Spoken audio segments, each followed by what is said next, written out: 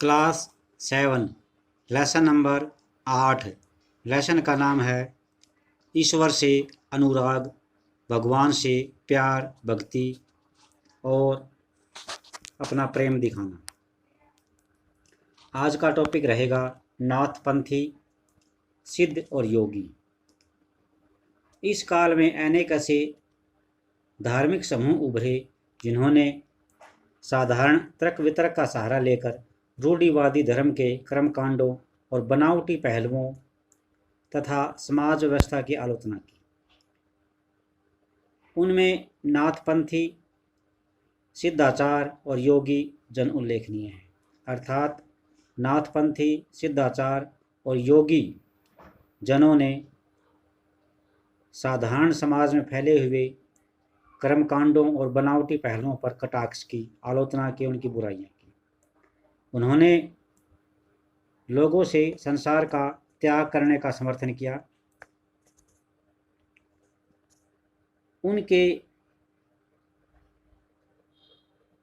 उनके विचार से निराकार परम सत्य का चिंतन, मनन और उनके साथ एक हो जाने की अनुभूति ही मोक्ष का मार्ग है।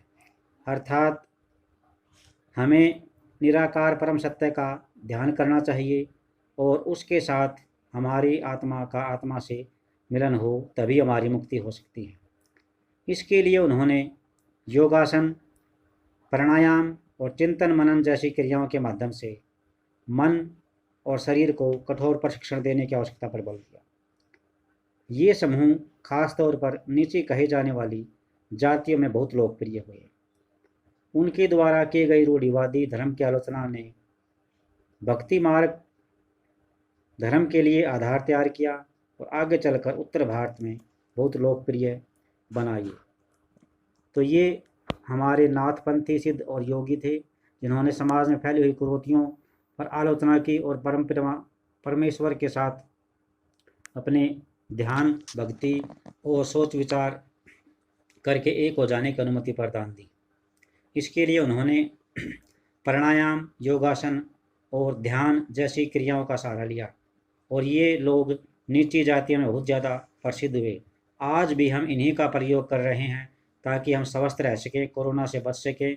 तो प्राणायाम और योगासन और चिंतन मनन बहुत ज़रूरी चीज़ें हैं। नेक्स्ट है भी इस्लाम और सूफी मंत्र।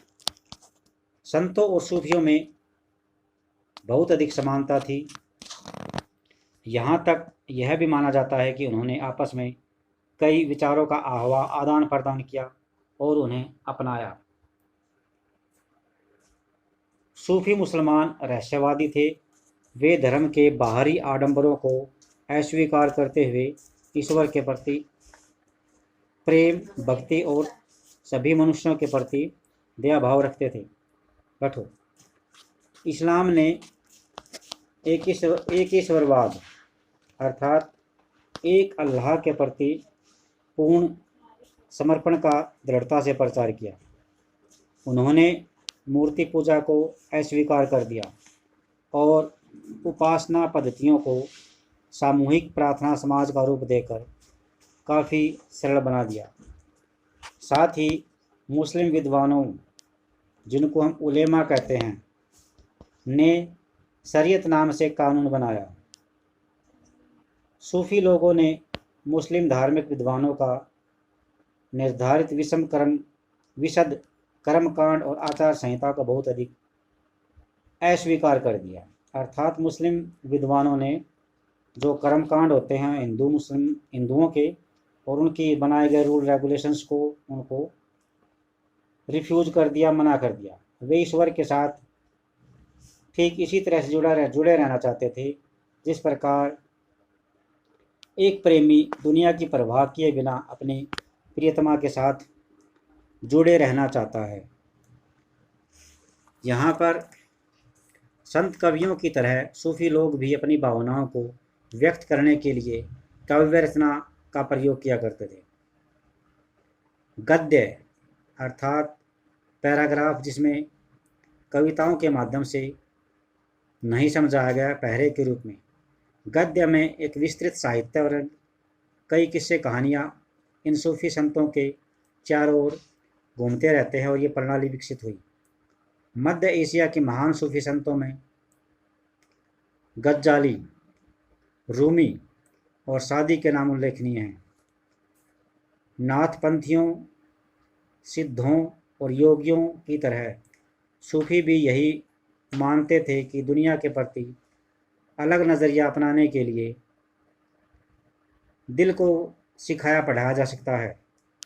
उन्होंने किसी औलिया या पीर की देखरेख में जिक्र का मतलब होता है भगवान का नाम का जप करना, चिंतन, समा का मतलब उसके भजन गाना, रक्स, नृत्य, नीति चर्चा और सांस पर नियंत्रण करने के जरिए प्रशिक्षण की विस्तृत रीतियों का विकास किया।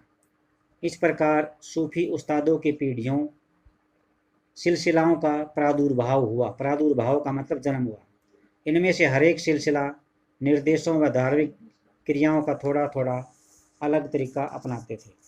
ये यहाँ पर भारतीय सिद्ध, नाथपंथी और योगी दिखाए गए हैं जो आग के पास बैठकर तप रहे हैं। ये यहाँ पर मुसलमानों के द्वारा आनंदित सूफी दिखाया गया है।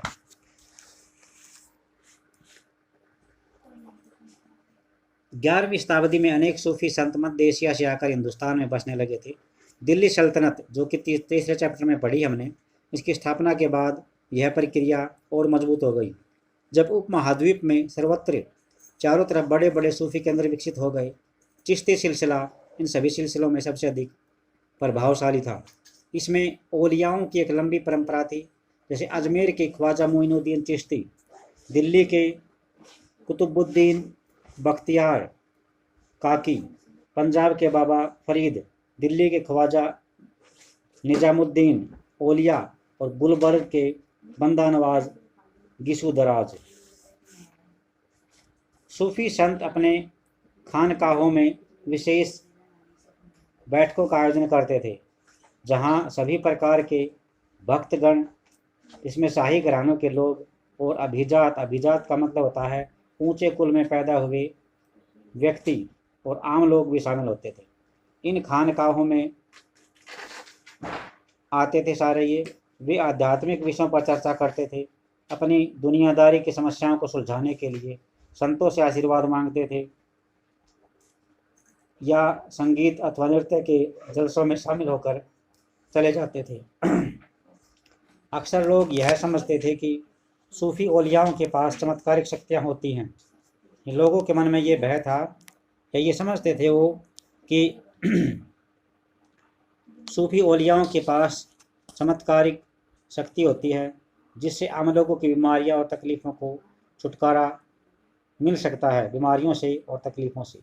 सूफी संत की दरगाह एक तीर्थ स्थल बन जाता था, जहां सभी ईमान धर्म के लोग हजारों की संख्या में इकट्ठे होते थे।